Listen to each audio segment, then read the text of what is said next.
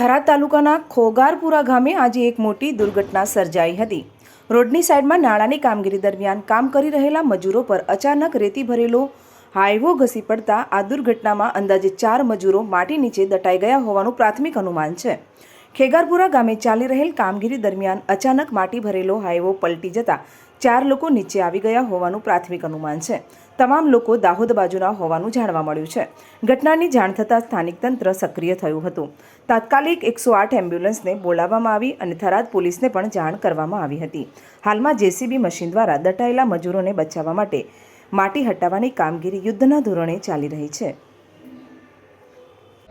ખેગારપુરા નજીક એક રોડમાં કામ કરતા હતા અમે લોકો, અને જે આગળ સારીમાં બાઈ લોકો માટી લેવલ કામ કરે છે, તો એ કામ કરતી હતી અને એક ટ્રક આવ્યું તો એ બાઈ ઉપર પલટી થઈ ગયું, અને મેં 2 કલાક સુધી મહેનત કરી અને પછી એમને બહાર એડરો એવા આવ્યા અને પછી મદદ કરીને એ ભાઈઓને 3 ભાઈઓને એક નાનો છોકરો એમને બહાર નીકાળ્યા। અને અમે કેટલા વાગ્યાની ઘટના બની હતી કાકા?